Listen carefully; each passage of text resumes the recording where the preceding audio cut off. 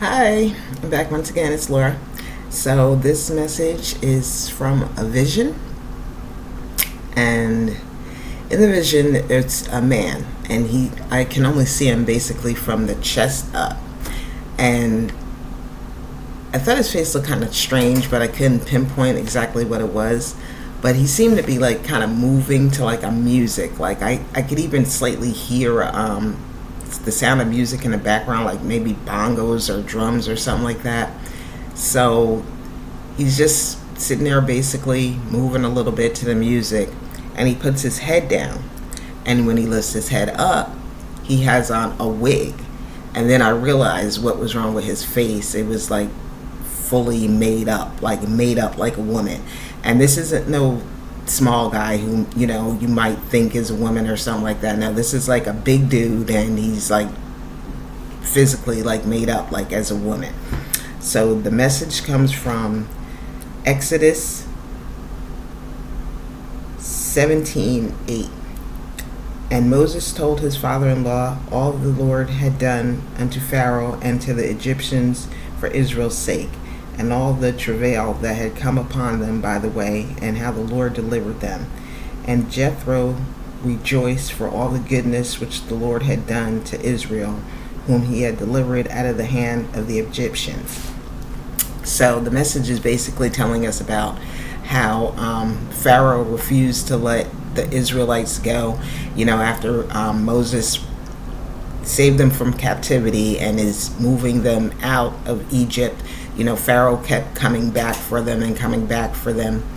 And, he just refused to let them go. He'd let them go, but then he'd have a change of heart and he'd go back after them.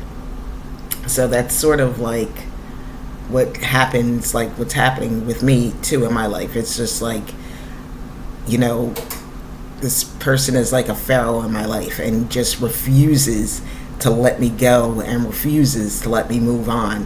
And it's like, you think he's going to let you go. You move on for a little bit, a little while. You think it's over with and done. And then he keeps coming back. And it's just, I think a confirmation for me, because also after that, I had another vision of that same man, like telling me to be quiet, like he doesn't want me to talk.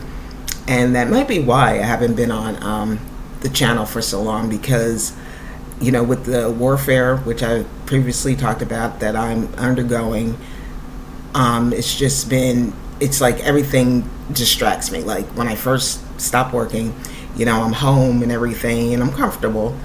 And it would be like, oh, I need to clean the house. I need to do that, because, I work, I clean up, of course, but it's the little detail cleaning, so I started doing all of that. And it's just like everything distracting me from, doing this, which is a part of the reason why I quit the job, because I wasn't focusing on doing this like the way I know the Lord wants me to do. And I know he does, because he directs me to it. And like I said, when I went on that 4-day fast, I'm telling you, if anybody is spiritual, go into like a liquid fast, or even like a 24-hour dry fast where you just have nothing, because the object is to empty yourself so that the Lord, the Holy Spirit, can fill you up and he'll show you things. And even if you have questions about the things that you can't see that are going on into your life, even if you don't have visions or can't hear in the spirit, you'll receive clarity. Like the idea will pop into your head.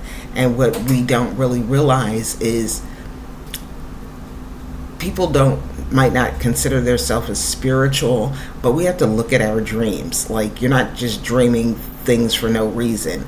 And like, I think that's where it took me so long to awaken, because I'd have these dreams and I would just think, this goes back to my childhood. I think when I used to talk about stuff like that, people were like, you're crazy. I remember when I was small, they were trying to like lock me up in some kind of institution. And, the mother who actually adopted me, she just trained me how to keep it to yourself, and you can't tell everybody everything, just, keep it to yourself.